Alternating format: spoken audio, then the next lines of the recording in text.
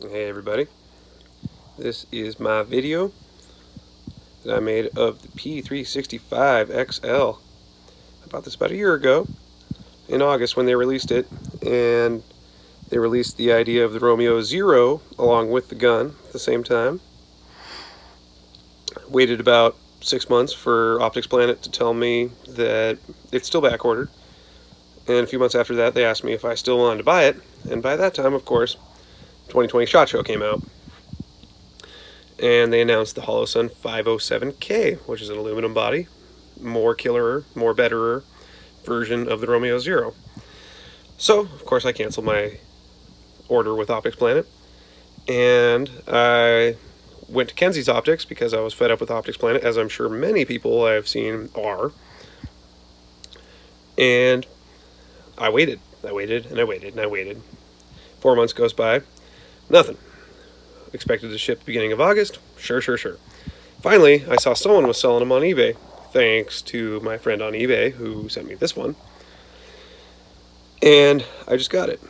It is everything that every other review and every other person has said it is. It's fantastic, it's great, it's tough. Seems to be the thing that everyone asks about it. And I felt like I just needed to make a video because there's not a hell of a lot of them out there anymore.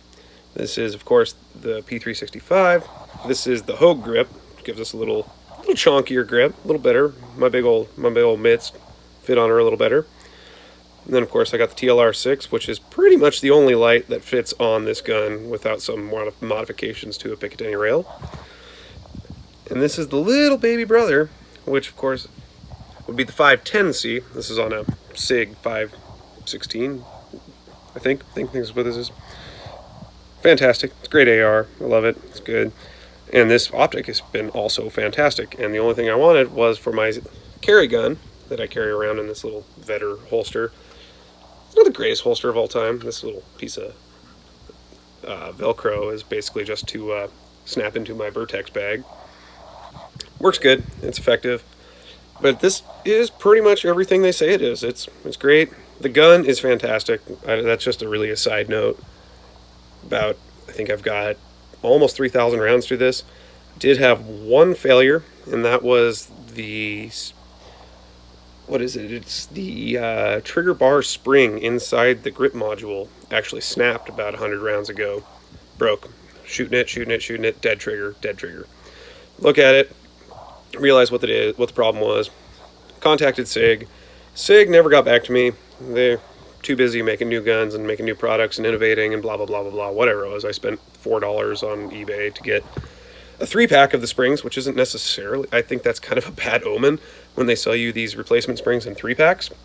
So something to be aware of, something to think about. But other than that, the gun, that was the first malfunction the gun ever had. It's the most reliable semi-automatic handgun by far, bar none, that I've ever had. It's never malfunctioned, it's never stovepiped, it's never had anything.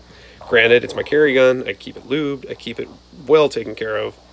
But other than that, I'll do some shooting with it tomorrow, get her dead zeroed. Right now I just kind of slaved it to the irons, which, you know, of course, Sage Dynamics says is not, it's a starting point, but we'll see that.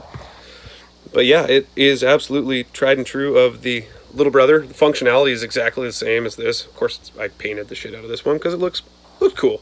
It makes people can't see me. You know what I mean? And looking cool is important, as Grand Thumb always says. That's the upper that goes on the old tried and true 6.5 Grendel deer killer there from the PSA. Anyway, guys, happy shooting. Hope this one does good for you. Hope you learned something from it.